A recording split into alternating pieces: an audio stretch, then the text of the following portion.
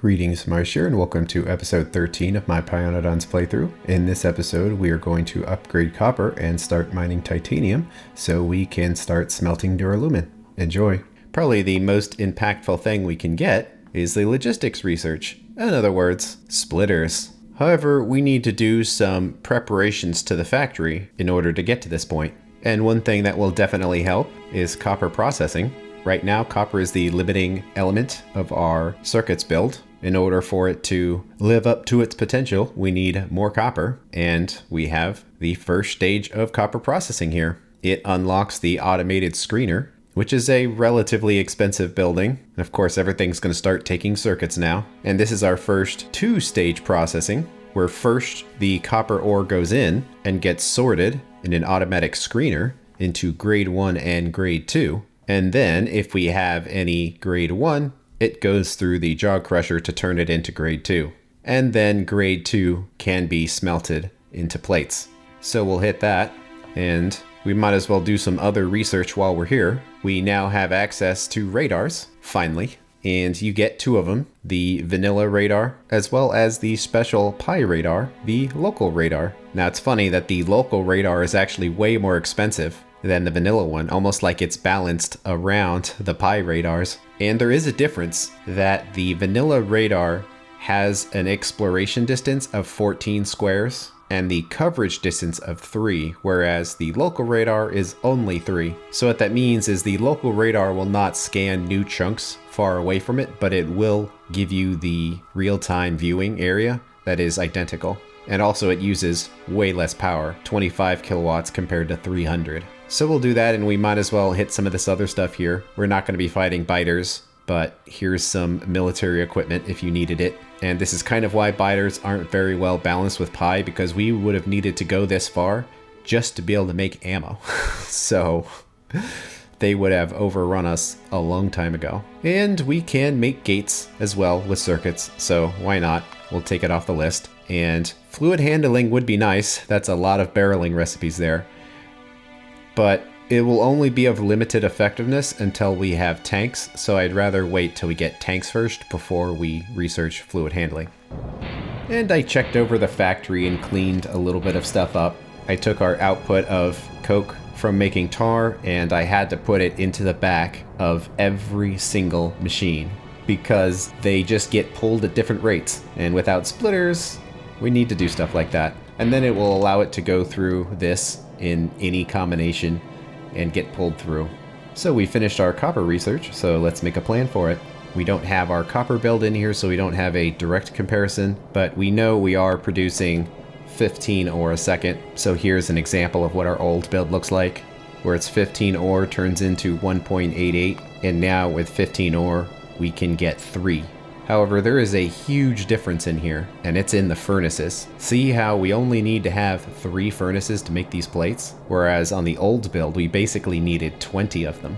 And if we look at the plate recipe here, you can see that it's 10 seconds to make 1 plate. And now with copper grade 2, it's 2 seconds for 2 plates. Or in other words, 1 second for 1. So that's 10 times faster making the plates than it was previously. So it's way better in that regard. In fact, these are probably going to be inserter limited, and we do need more plates, so how about we crank this up to 6, because in doing that, it will have exactly 2 input belts of copper, and then exactly 2 half belts going into the furnaces. And of course we have things like this happening that we're going to have to take care of to make sure the throughput is correct. But I guess before we make these machines, how about let's put some radars down. The local radars do require wood, which is an interesting requirement, but other than that, it's just your standard radar.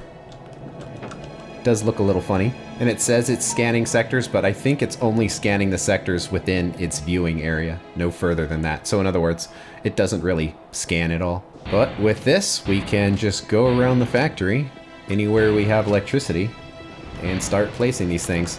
And you probably do want to put the vanilla radars in too on your factory's corners, just to see as much information as you can. And this definitely counts as a corner, so we will use it, and that will do the scanning for us.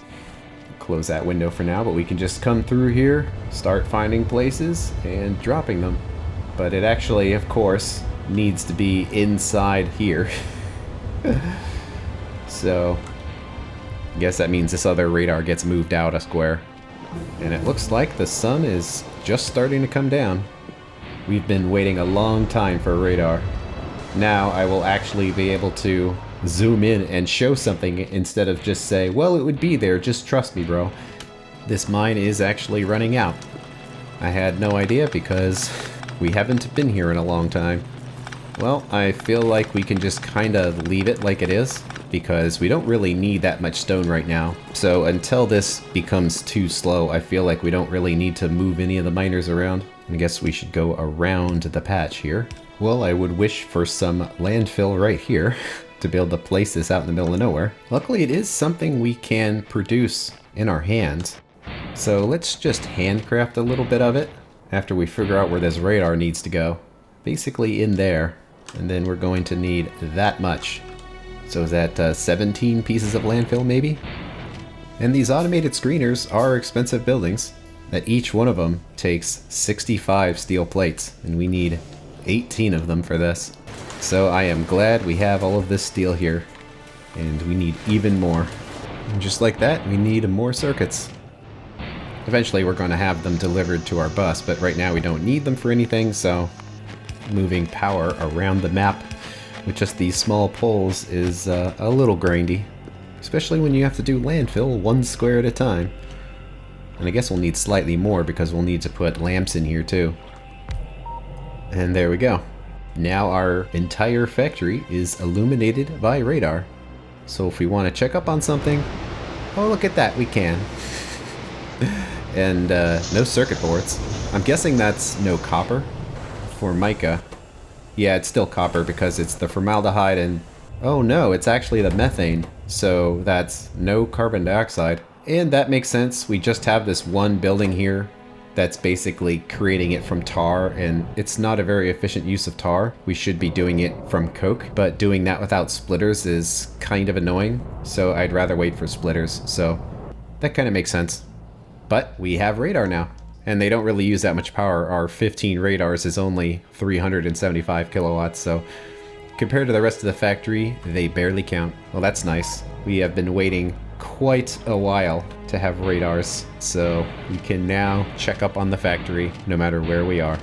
Our mines are running out here, and I think I'm fine just leaving this and letting it kind of clear out over time. We need a lot of steel in bursts, but we don't really need it that fast overall. And there's our 18th sorter, so we are good to go. Okay then, let's go down to copper. We do need to redo this to get more output. And hey, look at that, we can actually look at our radar now. And there are definitely better ways of doing this, but this works, so I'd rather just use it. Oh, that one's actually full of ash. I never put the inserter in there. Does that problem exist here? Oh, it totally does. And they're full of ash. Alright, well we're gonna have to go up there and fix that. There's not a whole lot of room to go up, but that's what we did before, so we might as well continue to do it. And sure, why not? Well, I think that's most of it. We'll just pump everything in and see if it gives us 2 belts of copper. New and improved with the ash inserters that it was supposed to have. Sure seems like it. It'll take a second for the buffers to fill up, but it's working. Now this we're not so sure about, because the numbers may change, but for now we'll just pick it up and get it out of the way. I was thinking, well, we're not going to expand in that space, so let's put a bunch of wind turbines, and then as it turns out, I would have been able to use the space. Oh well. This probably still will be here when we have electric miners, so I want to try to put it in such a position that it won't get in the way. So how about we put it up here, and then we'll actually want to have 2 of these because we need to process 2 full belts. Give it a space. I did also move the power pole making machine over here, just because it fit nice and neatly with our circuit setup. And we need more circuits. We have more circuits. The things we do without splitters. I guess I could technically research splitters now, because the Duralumin requirement is actually for the yellow inserters, not the splitters, but I usually like to stay with the technology and not research things out of order like that, just to get access to certain things early. Because I don't like to research too far ahead of what I'm currently working on. Besides, if I did that, you wouldn't have gotten to see this. Okay then. that should be enough to see it start to operate. Might as well put our copper in here. But it's a pretty neat building, and achievement unlocked, I suppose. And that's going to sort the copper between grade 1 and grade 2. The grade 2 is ready to go to be sent into the furnaces, but the grade 1 needs further processing. And we're going to need 10 jaw crushers for this, and the build is pretty similar to this, it's just a lot smaller in scale. But nonetheless, it is similar, so let's grab this and then modify it. Something like that. And then we're going to need to have 10 of them, and cliffs. Well, actually, it does fit right here. That is narrow. Hopefully there's not one more belt I'm forgetting. So, in there it goes. Okay, I think that is correct. And the input is only 6 items a second, so it doesn't matter how the belts get in here. They will be balanced correctly. However, that won't be the case for the output, because we're going to need 15 in total. But we'll do this. That'll crunch down the grade 1 into grade 2 and give us some stone, which gets pushed off to the side. And we do kind of want a little bit of priority, where this is a byproduct, so it needs to go in first. So we can pull this in and then swing around and go that way. That will give our byproducts the priority.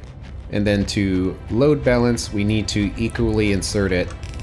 And looks like cliffs are starting to get in the way finally. But we need to load balance this equally on these two outputs. So 6 divided by 0.77 means we need 8 inserters, and we have 8 slots. So if we do this, it should get priority. So hopefully I calculated that correctly. Okay. And now we need the furnaces. No, probably like over here. And now we need to calculate how many furnaces, because by the math we only need to have 6 of them, but we're going to be input limited based on the processed copper. 15 per second and 0.77 per inserter means we need to have 20 inserters or 20 furnaces. And I think that's what this is. Yeah, so it's already good to go. We just need to get everything piped in correctly. And to do that, we can transition each of these to a single side of a belt, because we know that's what it's going to be. Although, for this one, we should switch it to the other side so it is on the correct side. Okay, here, let's see if all of this works.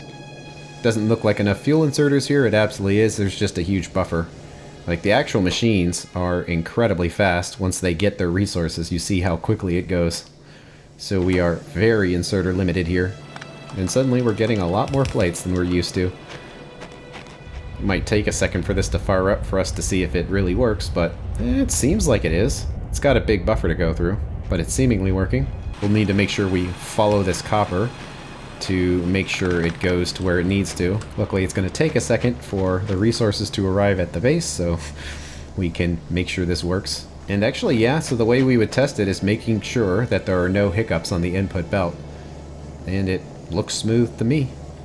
So that means we are processing our 15 a second. And this is working pretty hard. How is power use?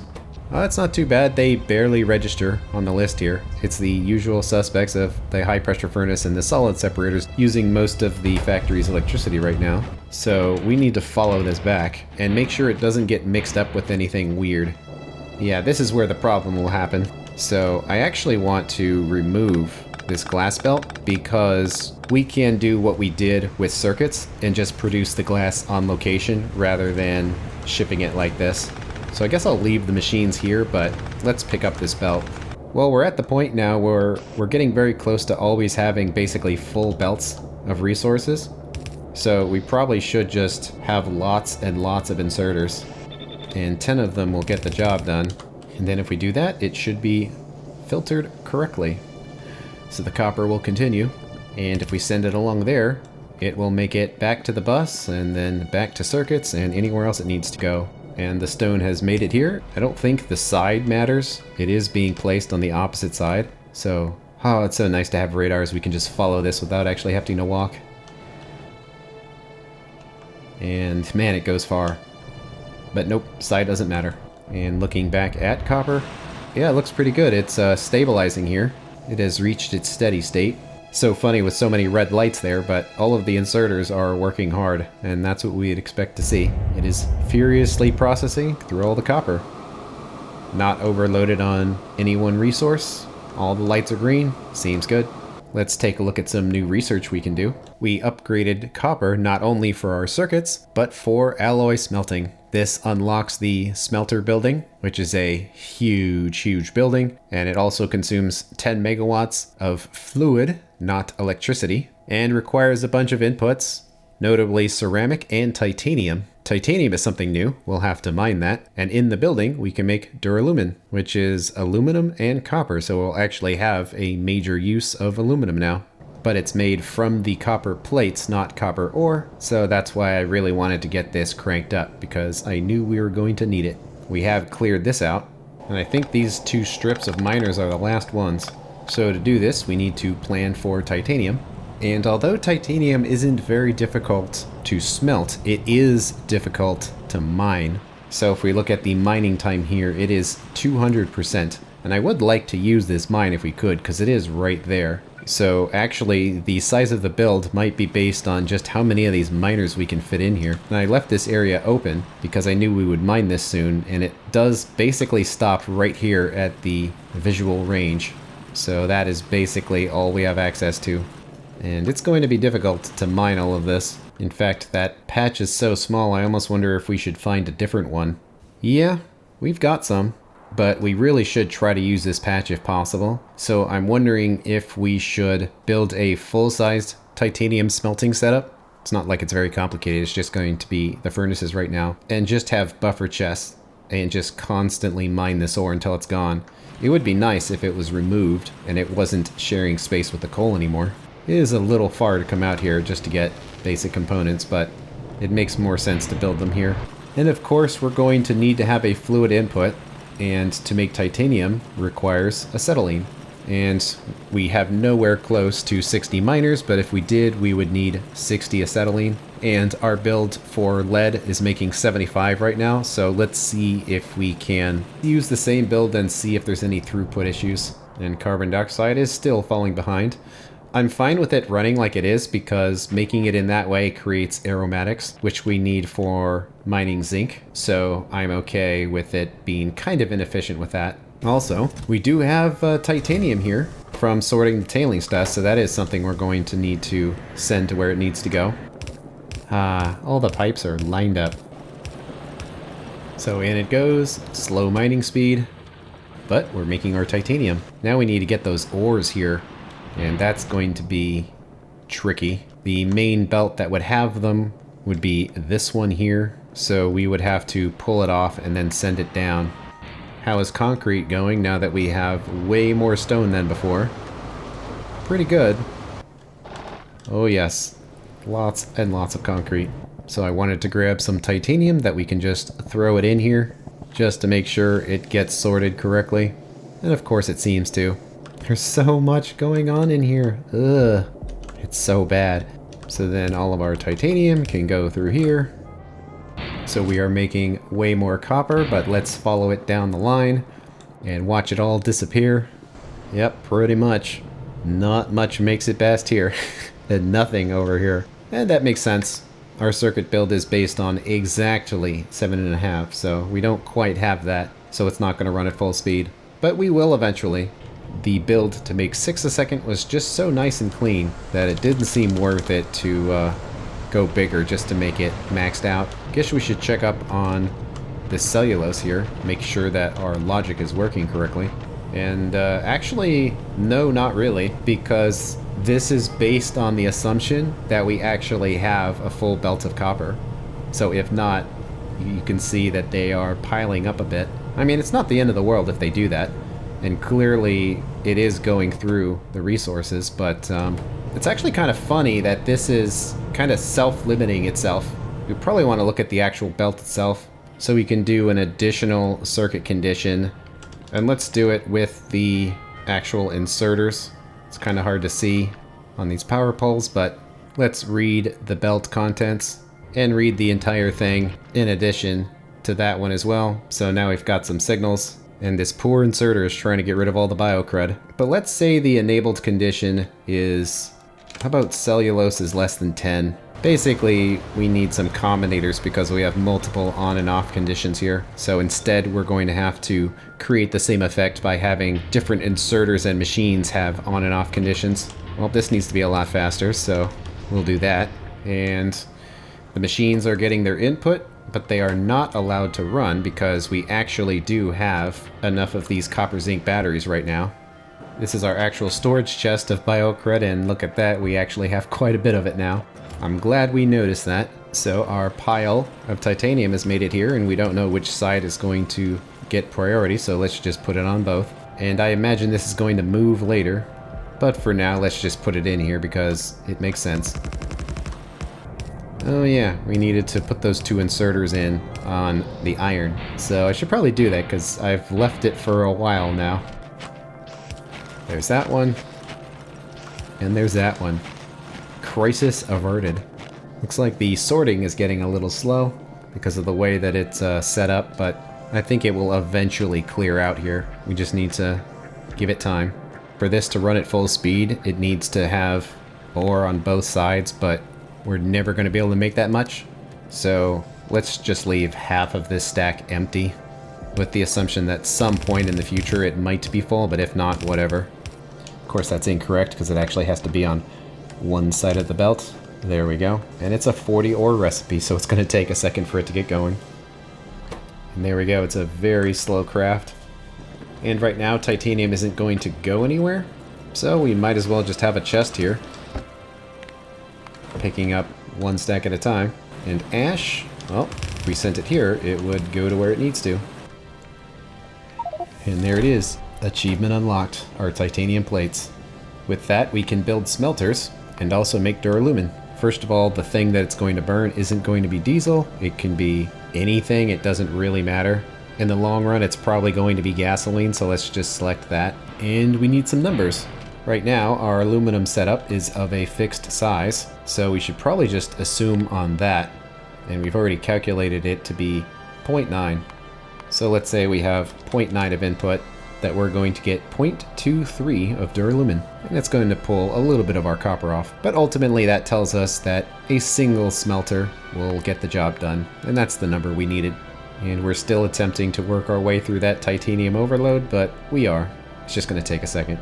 So we might actually need to carry ceramic around in our inventory now, since buildings are starting to require it. But I kind of think it's only for specific buildings. Of course, the smelter being one of them. So for now, we'll just do one stack.